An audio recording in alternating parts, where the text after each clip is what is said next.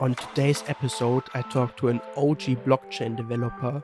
I talked to Peerchemist. He's the project lead of Peercoin, which is a cryptocurrency, and he was able to answer questions for which I couldn't find an answer for a long time. So, among other things, he explains me how it could be possible to create more than 21 million bitcoins and why this scenario is not so unlikely.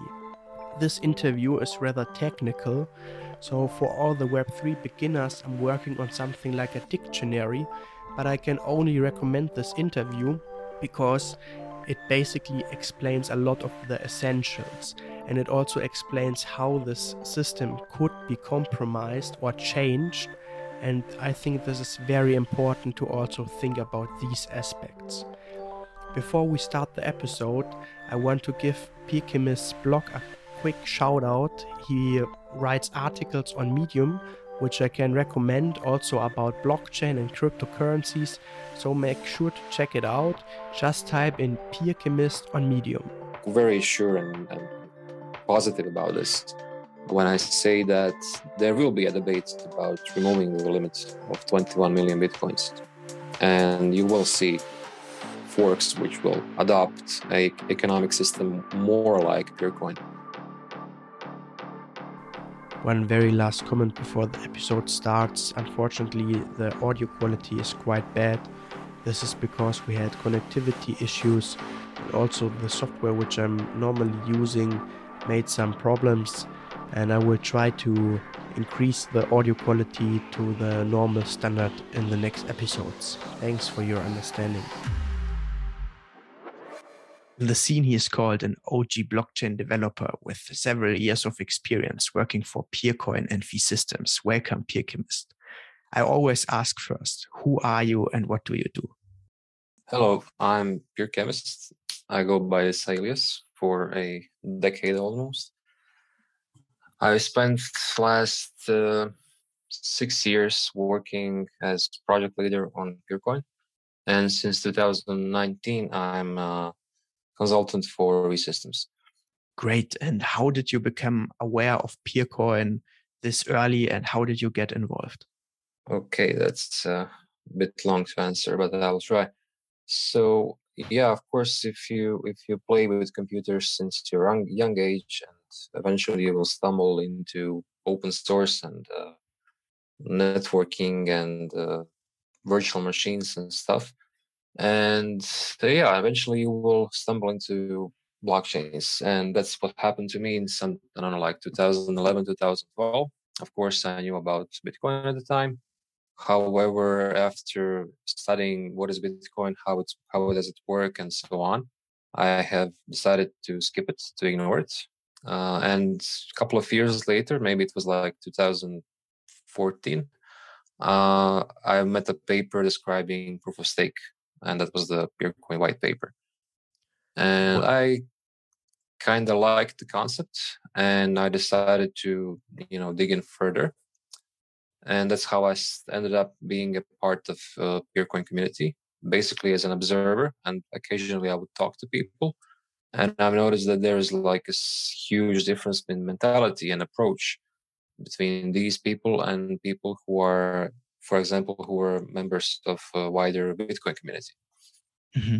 And decided to stay in 2016 after my contributions.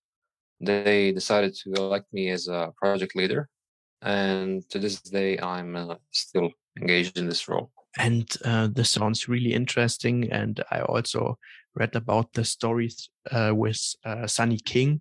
And we could probably talk a lot about Peercoin, but on a high level, how does Peercoin work? Peercoin works well.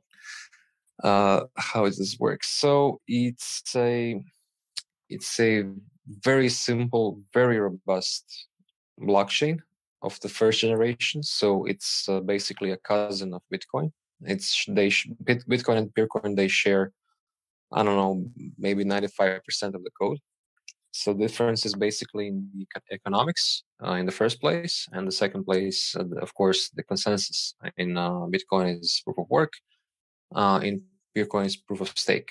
Of course, Peercoin is distributed through proof of works, so it has two kinds of blocks, not just one kind of blocks. You have proof of work blocks and you have proof of stake blocks. Proof of work blocks serve only to distribute fresh coins to the market, and proof of stake basically secures the network. How proof of stake works in Peercoin, it's quite different than what is common today. For example, today, basically every proof of stake solution is what we call delegated proof of stake, where you have a delegate. So you have delegated your coins to someone, and they upkeep the consensus in your name. Of course, that's there's a trade. It's a trade because you negate some of the decentralization, and you gain benefits like ease of use or maybe performance or something like that. Peercoin is still staying true to the original goals of the, let's say, crypto blockchain Bitcoin community, where everybody has a right to be node, and in Peercoin everybody has a right to be node. Everybody can be a block producer. So even if you have like one Peercoin, you can theoretically find the blocks sometime in the future.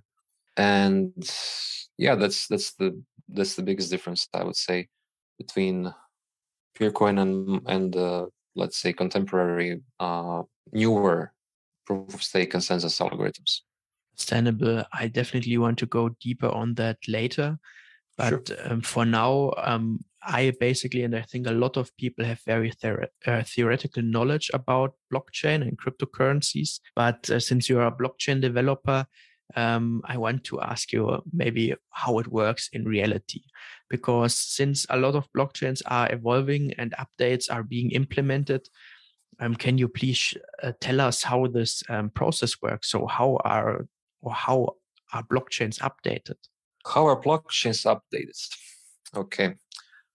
So when it comes to blockchains are basically a distributed database, and they are coordinated by what we call consensus algorithms. So it can be proof of work, it can be proof of stake, it can be proof of authority, it can be many things. How to update a network? First of all, it depends on how does the network work? How does it reach consensus? For example, in Peercoin or even Bitcoin, they are quite similar in this regard. So basically, everybody has a right to run a client, full node. That's not common nowadays. So every person who runs a node basically collaborates in spreading the truth about what is latest protocol version. So if developers deploy an update, they will release the binaries, usually through GitHub, and usually through some sort of some process which is heavily audited and checked by many people. And then community will become to adopt the latest binaries, which explain how will this node communicate with other nodes and what kind of information they will share with each other and what kind of information they will understand once they receive something. So if, let's say, for example, you have this famous example in 2017, sometime in the summer of 2017, I believe, when Bitcoin has had an update to SegWit, which was a protocol extension. However, it has split the community in half. So what happens is that a decent chunk of the community, they have refused to run nodes which understand what is SegWit, this new protocol, and they have decided that they will simply fork the chain and continue on their own. While the rest of the network, as we call it Bitcoin today, the other half is Bitcoin Cash, and then it has continued to split in, I believe, like 3 or 4 networks by now. Now this mainstream Bitcoin, it understands SegWit, so that's an example how to update a fully decentralized blockchain system.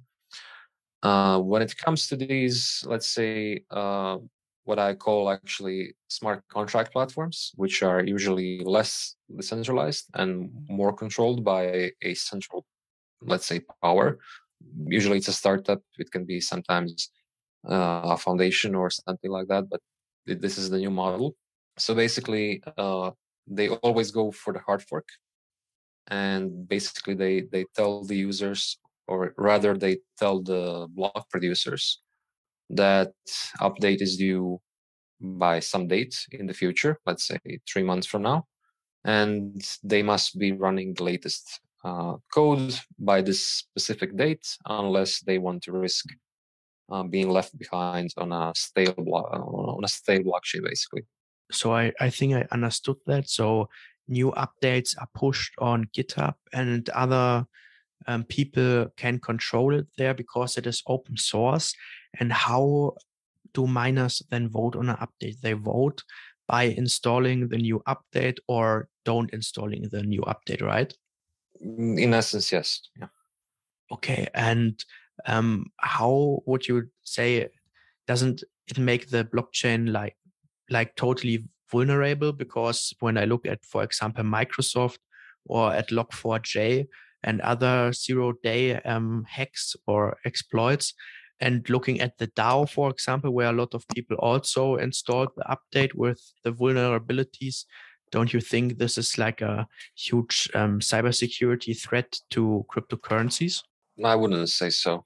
I wouldn't say so, because this process is not something that, it's going on for many years, over a decade now, and I believe it's well established. And even though you can't expect like regular small, hobby users to mind the security so much, but let's say all the important factors of a blockchain network, basically, they will definitely first of all build the source code by themselves.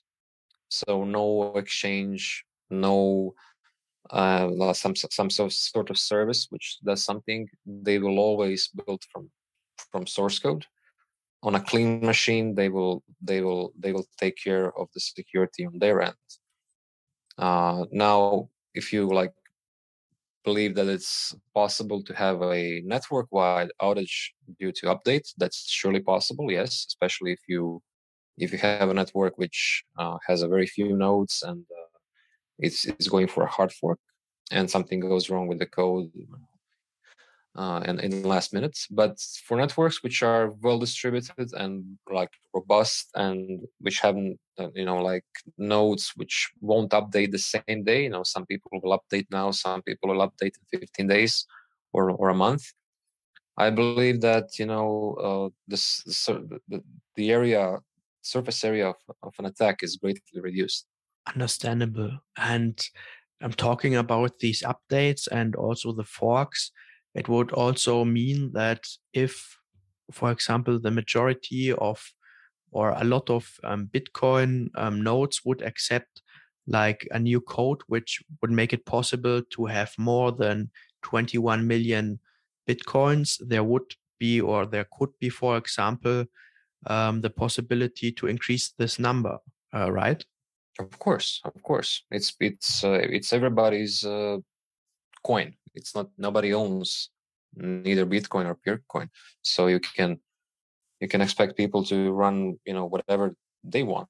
If eventually in the future, I'm very sure and positive about this when I say that there will be a debate about removing the limit of 21 million Bitcoins, and you will see forks which will adopt a economic system more like Peercoin than what it is today.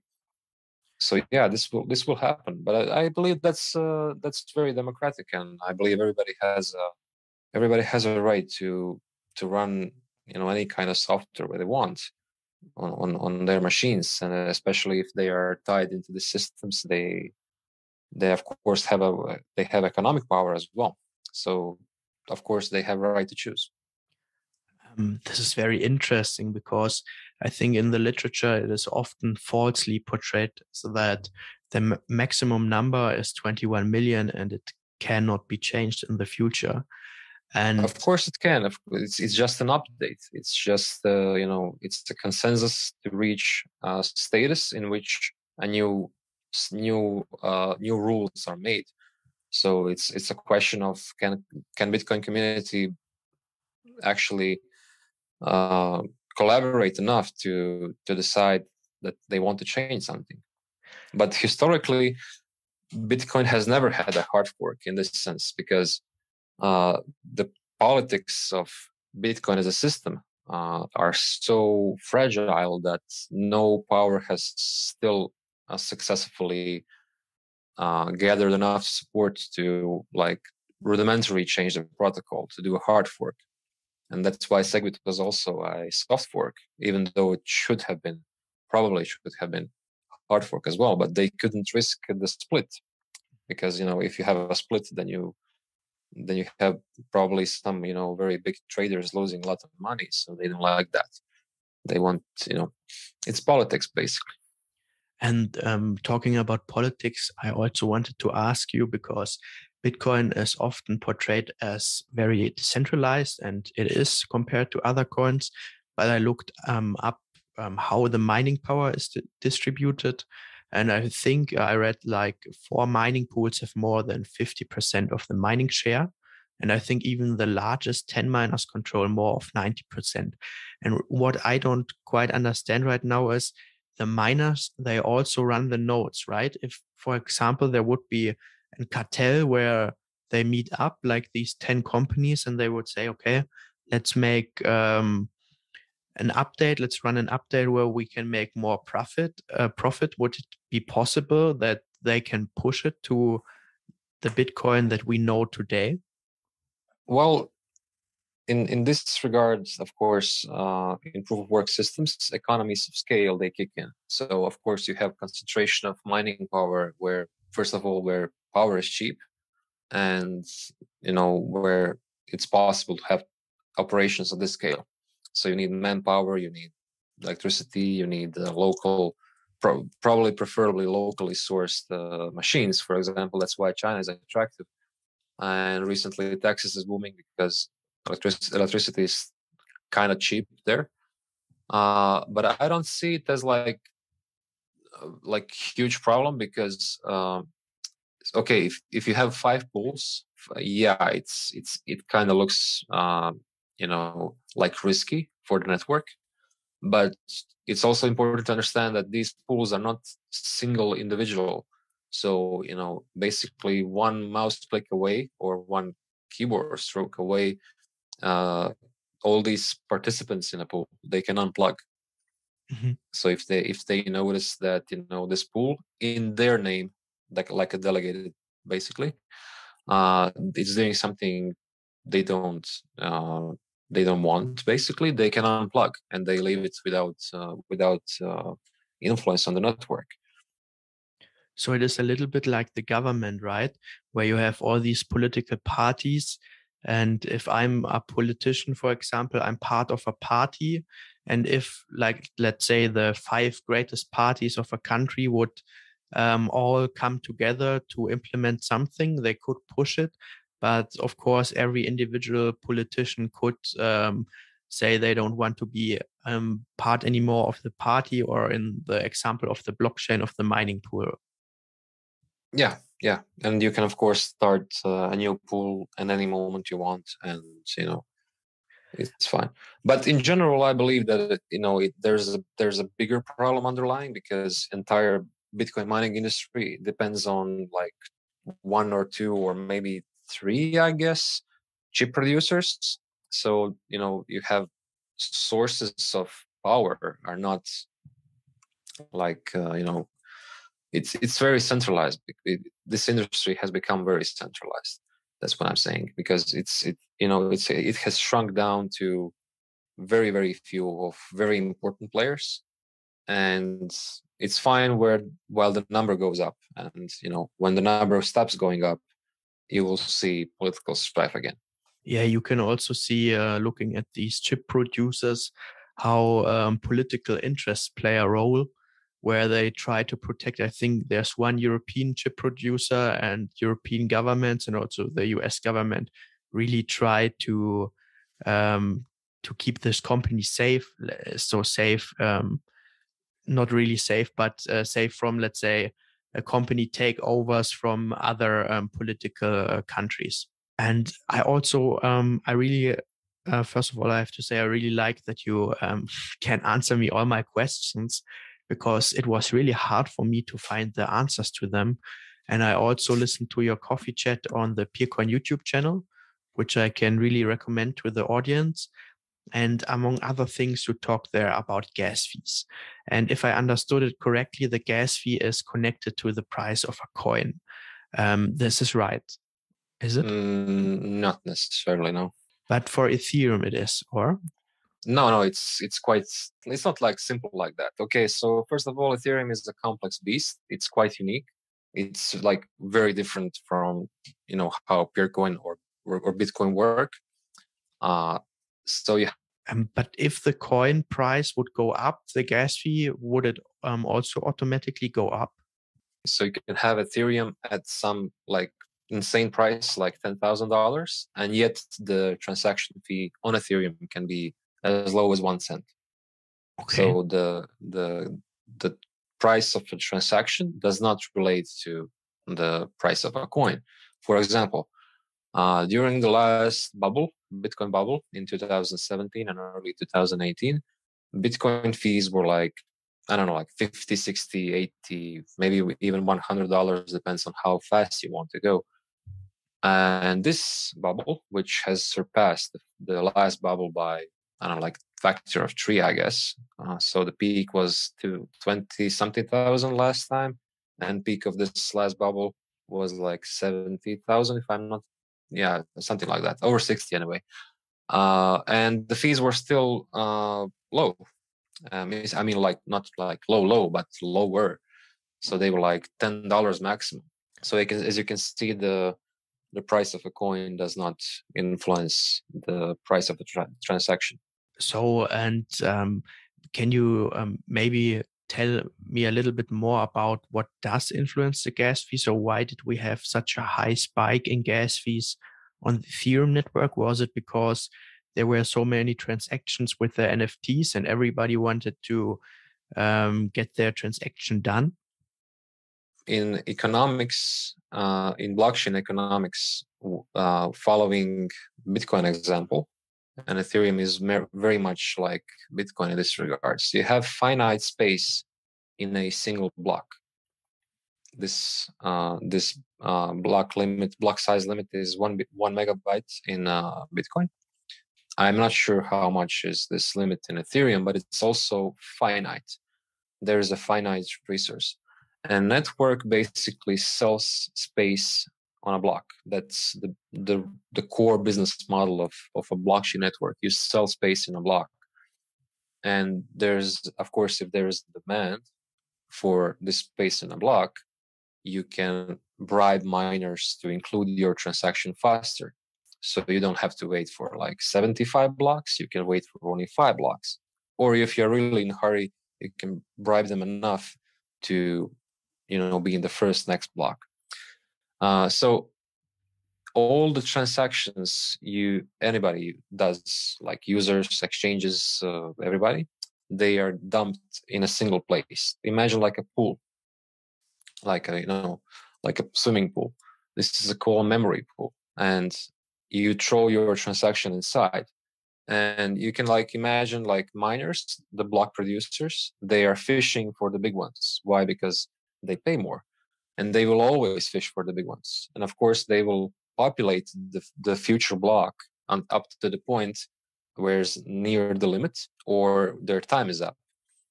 And they will only include the big ones. The small fish, they will just stay in the pool until it's a slow day or something like that. And this is why you had skyrocketing fees on Ethereum, because there was demand and there's finite space in the block.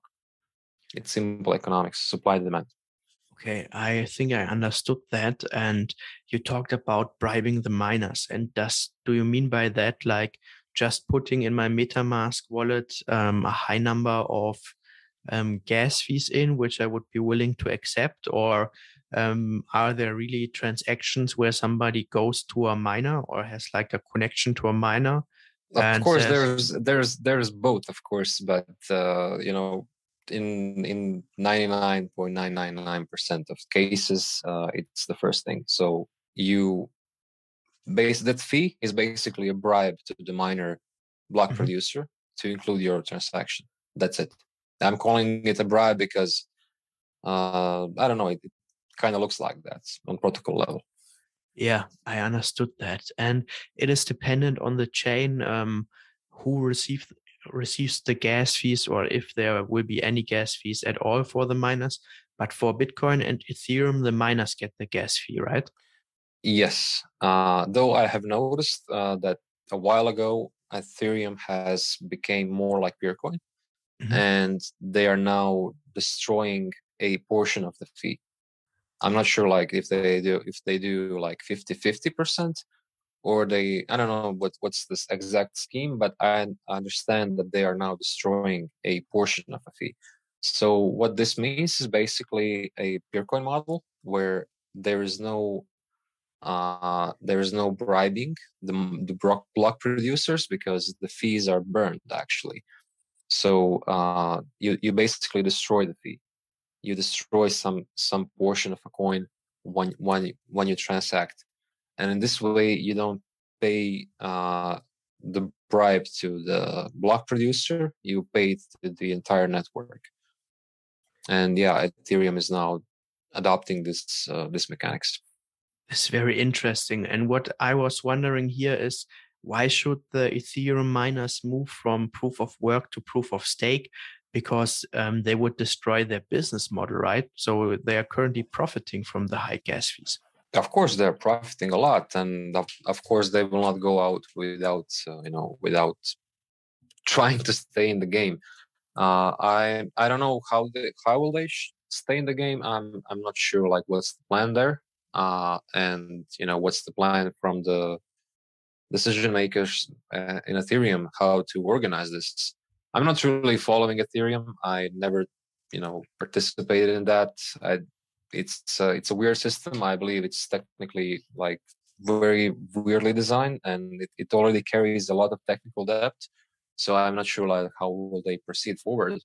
But a common myth is what I see on Twitter is that migration to proof of stake will somehow annihilate the fees, but they must understand it won't, because you still have limited space on a block and you still have it also demand. So of course the transaction fee will again be based on supply and demand. Moving to proof of stake will not magically resolve anything. That's very interesting, because it is quite the opposite of what you read every day. And I think when I read so much false information about blockchains and cryptocurrencies, I wonder how many people fully understand it, because I can tell you I don't. And this is why I really like your answers, because well, I can only tell you that everything you read, and especially if this article has seemingly found you instead of the other way around, it's definitely paid for. It's journalism does not really exist in the blockchain space. It's all about you pay and they write whatever you want.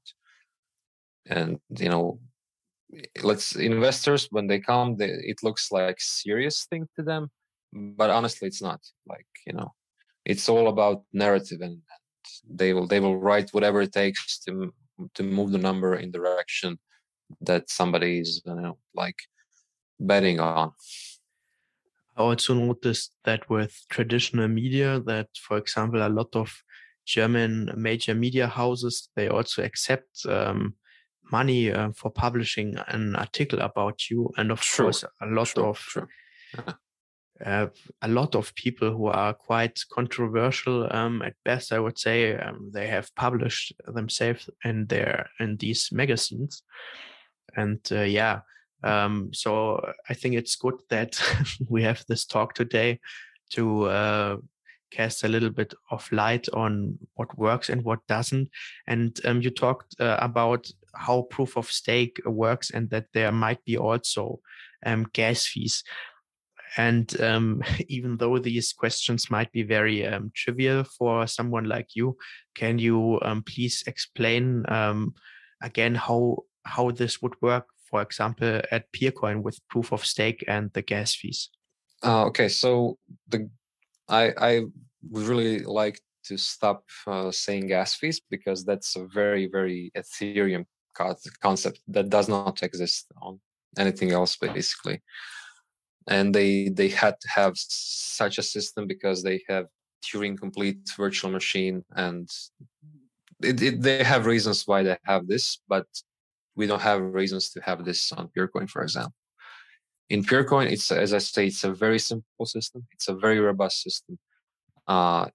And there is no fee market. So basically, you're guaranteed that your transaction will go into the next block, unless a block producer is deliberately like censoring you for some reason. So it always costs 0.01 Peercoin for a kilobyte of data. That's like the only calculation you need to take. You calculate the size of your transaction, you pay the fee, you basically burn the fee, and you send it and you forget about it. The user experience is like extremely more friendly than you find on Ethereum, for example. So I think I understood that, but where I think is still the problem with gas fees when a coin takes off, or not only a coin, let's say, for example, the whole ecosystem, the Ethereum ecosystem or any other ecosystem, the gas fees or transaction fees, or however you would like to call it, they will nearly every time increase, right? So if a system becomes major successful, it will at some point slow itself down due to the high transaction fees. Well, that's only the case if you count on blockchain not evolving and not being able to, like do changes. And for example, Peercoin has demonstrated that it's able to do changes. It's able to go through hard forks. Mhm. And for example, if this happens in Peercoin, of course, community will probably decide to change the economics and change the fixed fee variable to support the current state of the market, basically. Understandable. So in order to be successful in the long term, there normally have to be changes to the blockchain, right? I'm very, very sure about that. Okay, so I I understood that, also very helpful for me, and I want to ask you a little bit more about Peercoin, because I looked at the Peercoin chart and there were maybe like three major spikes. And do you have like an explanation for this? Three major spikes. Well, it depends on like which scale are you looking for? Are you or like complete history of the price exchange, or what? Yeah, the Okay, complete but history. that's where you see spike. That's the bubble. Hmm. You see bubbles. You have bubble of 2013 and 14. You have bubble of 2017 and 18, and you have bubble which is ongoing. Actually, it has popped already, but we are still kind of in the same market cycle. So Peercoin is quite stable over time besides these bubbles. Yeah, because of course it's a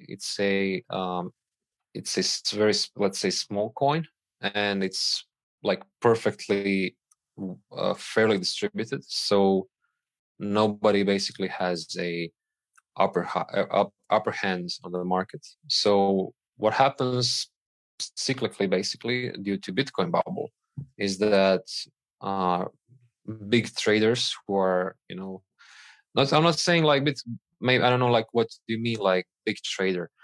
Big trader in Bitcoin is somebody with like 5, 6, 25,000 Bitcoins. I know this sounds a lot, but there are many people with funding like this in this world. And for them, like moving Peercoin around, it's basically a toy. And if they come, if just one guy comes and decides to move the Peercoin price up by like 6,000%, that's perfectly feasible. I understand that it's a little bit like a pump and dump scheme. Yeah, but it's not like there's organized effort to be just traders being traders. But that's done with Bitcoin as well. And don't say that's like problem of crypto basically. Mhm. And I also wanted to ask you more about peer assets because you're the inventor of it. And can you tell us what it is and how it works? Well, I have actually abandoned the effort in 2018, I believe already, because didn't see I didn't see demand from the community. So I went on to do other things. But what it is in essentially, it's a Peercoin's in-house take on colored coins, and colored coins is how you do tokens on UTXO chains like Bitcoin, Bitcoin Cash, Peercoin, Litecoin, and so on. So yeah, it was like our quite unique take. Still to this day, I really like the protocol. It's quite efficient. It's quite extendable. It's quite nice. But I guess you need some kind of like critical mass, I guess, for things to get moving. And we always had limited resources in Peercoin, so of course you can't stick with one thing indefinitely if it doesn't create demand from the community. It doesn't make sense to waste resources. Understandable. And maybe also digging a little bit deeper to the practical side of cryptocurrencies. I read on the website that Peercoin is basically a foundation which is incorporated in the Netherlands. And I don't know if you feel comfortable about answering the questions, and you really don't have to. But do you know why the foundation is based in the Netherlands? Because a lot of foundations are based in Switzerland, and I'm just interested um, why Peercoin choose the Netherlands. Well, first of all, don't say Peercoin because that's not Peercoin. Peercoin is everybody is Peercoin. So Mhm. everybody who runs a node is a Peercoin. Everybody who mines is a Peercoin. Everybody who does anything, like contributing code, everybody is Peercoin. So what happened is basically in 2017 and 18 during the ICO bubble, I came to realize that times have changed and the scene became basically a business. Mhm. And in business environments, unlike in open source, like free software environment, everybody demands to speak with somebody, let's say, in official manner. So Mhm. everybody just wanted us to have something, have some kind of organization, official organization. So we went forth and founded the foundation. And why is it the Netherlands? It's a very simple answer because actual majority of core of Peercoin community is from Europe, especially European Union, myself included. So uh, one of our guys was in Netherlands, and let's say when we started working on, and he was the first to send relevant links about how to establish a foundation, and yeah, that's how we ended up in Netherlands. Why not Switzerland and so on? I don't know. I don't like Switzerland, in my personal opinion. I don't like their attitude towards the money laundering and capital controls in general. I didn't want to associate Peercoin with something like that. Quite quite controversial. But yes, I think everything has pros and cons. And I also want to ask you a little bit more about the foundation. So, can you tell us how it is structured and who is running the foundation? So, is Sunny King still involved? And are you like a key decision maker? And so many questions. You also talked about you have been voted by the foundation to become like a leading developer. How does all this stuff work? So yeah, let's resolve this about Sunny. So Sunny has basically left the project sometimes in 2015, and I took over as a decision maker in 2016. Though Sunny has stayed around as basically advisor, so we do tend to call him, just to maybe check upon something or or tell us his thoughts about something we plan to do. And he's really good at that. He's really good in like long-term thinking. He was a founding member of the foundation, but since he has resigned from the board. Foundation is very simple. It's basically a minimum of what you need to have a organization, legal organization. It's of course nonprofit. It has at this moment, I believe, 6 board members, and each of those 6 board members is called director per Dutch and also European law. And I'm one of those. So everybody has basically right to vote. But in context of Peercoin, it's basically useless to discuss what is foundation, because foundation is really relevant.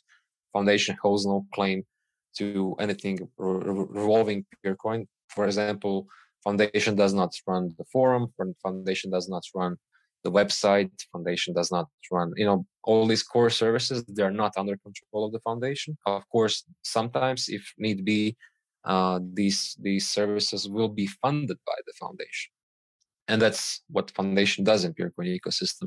It's basically a place which can legally take donations and also legally distribute them to where they are needed.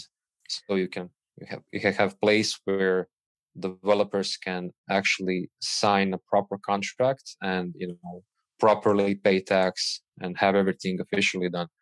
That's why we have foundation. It has no other role in the ecosystem except to, first of all, be a legal face, and second, and more dominant role, of course, is to take donations and distribute them where they are needed. And do you know if all these foundations are only funded by donations, or are there, like, for example, also fees for minors, like fees which you have in an association when you're part of a club or something? So Peercoin Foundation is exclusively funded by donations from the Peercoin community. Exclusively. So every single coin, every single euro, dollar, whatever foundation has at this moment, it's all public, of course. We try to be as open as possible. That's in our spirit. And every single cent basically has been donated to the foundation. The foundation has no other sources of revenue. Though we are trying to be basically trying to license some of our software, which we developed during the years, but that's still yet to be. But in general, in crypto blockchain space in general, when you hear somebody's like name foundation, usually it's not really a foundation. Usually it's a startup. Usually it's LLC, registered in legislations where everything is legal basically, like Switzerland, Liechtenstein, and so on. You know what they say. You go to Liechtenstein if Swiss banks ask too much. Okay, that's interesting also to get this side of the story. And it seems a little bit that a lot of the foundations come close to, let's say, traditional banks or funds, where they also are located on the Cayman Islands or other islands. Yeah. On the one hand, of course, on the other hand, I also talked to somebody who has had a mining company in Austria, and he said all the legislation was basically killing the business. So a little bit of a double-edged sword, because I also talked to a marketplace here in Munich. I chatted with the founder, and he also talked about how hard it is that there is so little governance on a lot of these sites. But what I would also would like to ask you is, there's also like an extinction problem of these foundations, right? Because if they don't get any donations and the people can't afford to work for free, this could mean the death of a project. Well, in the context of Peercoin Foundation, we have already been through this cycle. So we have evidence that I mean the project is well capable of surviving no funding, because first funding we ever had was 2012, 20. That was just 1 year ago. 1 year ago and 1 month ago. So 13 months ago, we have received first, let's say, serious funding in Peercoin. And Peercoin is 10 years old now in this summer. So you can see how having funding and having foundation has not done nothing to stop the project.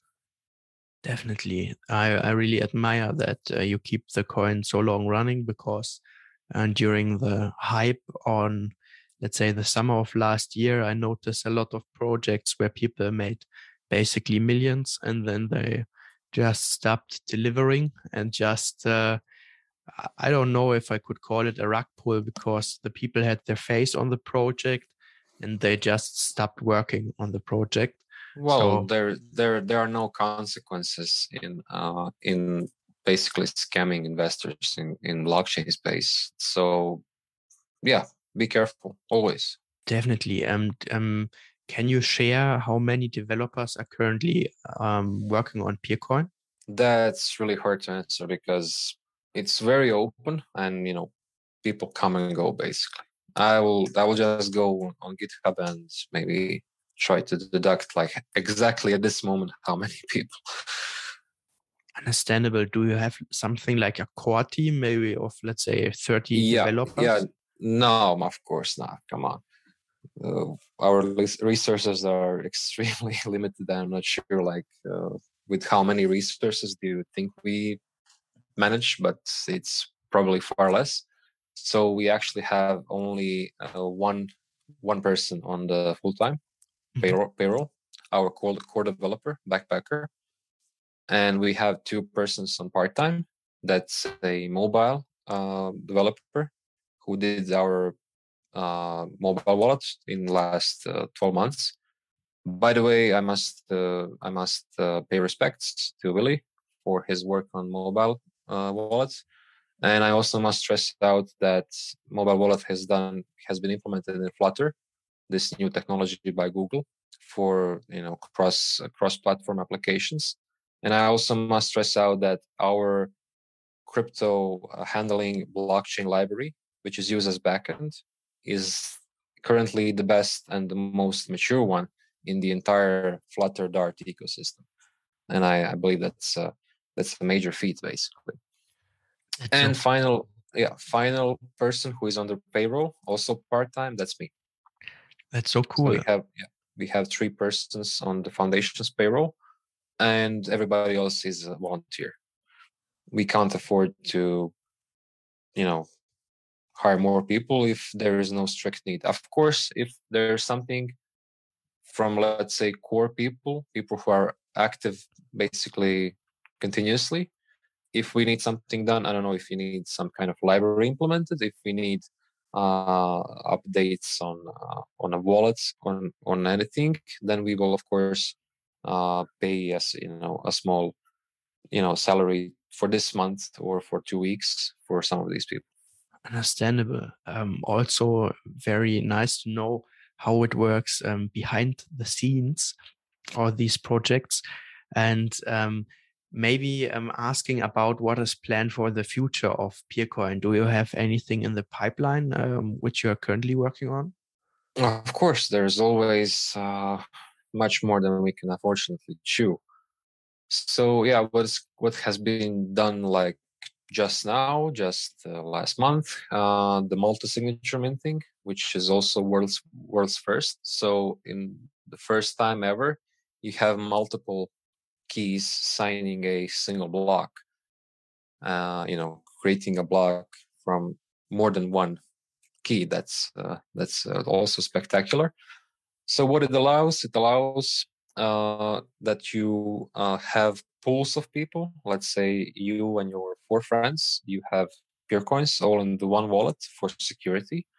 And then you can also produce blocks from this wallet, which is shared among you. So this can also lead to some kind of future changes in Peercoin. For example, we can, of course, allow creation of pools, minting pools.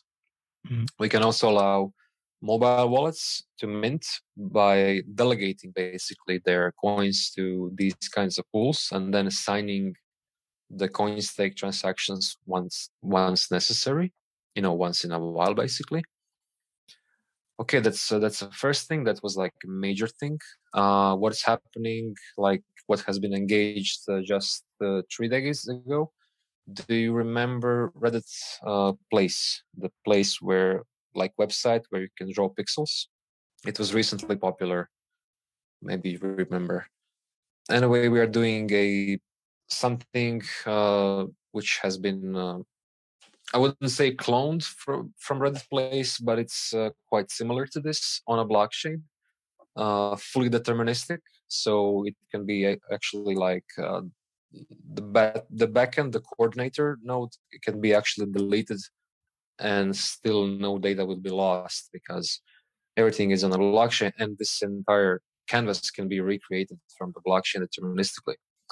That is something we plan to be launched in late August for the 10th anniversary of the project. Beyond that, the core development continues. The next thing, which the work will be started this week, I believe, by Friday. It's bringing the new updates and features from latest Bitcoin core. So we are adopting taproots, we are adopting Schnorr signatures. So we will have all these new fancy features which are have been created for Bitcoin.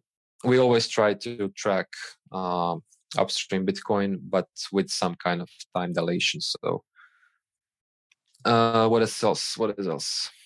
Too much to figure out. It's a lot of features. Yeah. I have more. Wait. So another thing I'm also working on with this.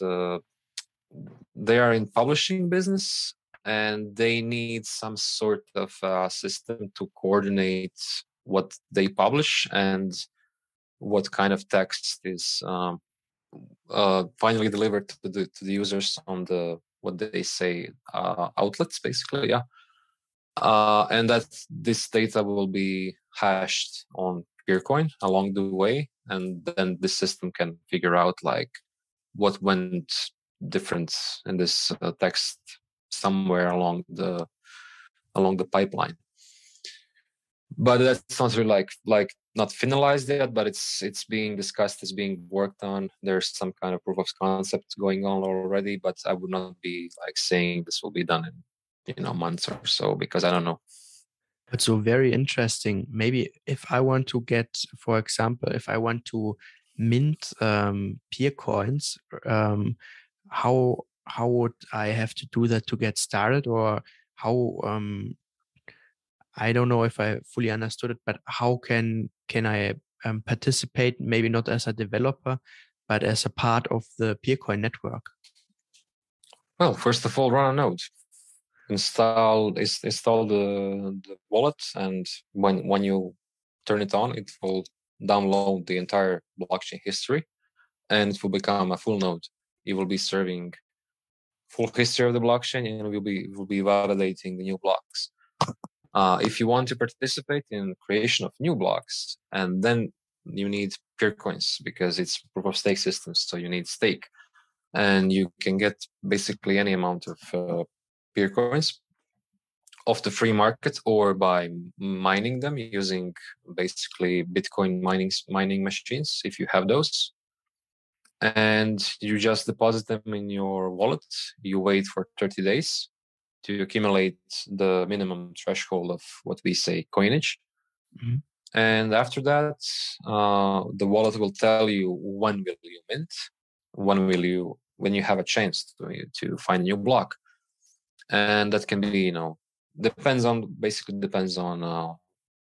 the odds, and of course you increase odds if you have more coins. It's very straightforward. So basically you run a node, then you have some coins, and that's it basically. You can forget about it. For running a node, can you also because you talked about proof of stake, and you basically have to stake tokens to receive new ones. And what I watched the tutorials on the Peercoin website, and there it said Peercoin is basically something in between proof of work and proof of stake. So when I run a node, do I also receive like a reward for the electricity or something? No. That's something only miners will do. And miners need equipment, so you can't mine Peercoin using, let's say, desktop hardware. You need dedicated machines used to mine Bitcoin on industrial scale. So unless you have those, you can safely ignore this concept. Do you know any coin for getting started with maybe trying to run a node where I can use a Raspberry Pi and also get rewarded? Yeah, you can produce blocks on Peercoin using Raspberry Pi. Okay, so that's great. Thank you very much for all this information. It helped me a lot, and I will also dig deeper. And I think I now also understood more of these basic concepts, let's say more holistically, because of course I read always about them, but I had so many open questions. And thank you very much for being part of this interview. Thank you for inviting me. Thanks for tuning in on today's podcast episode. I'm always more than happy for feedback, and I would also love to build a community, which is why I have created a Discord server, for which I have some bigger plans in the future. So make sure to join it and have a nice day. Cheers.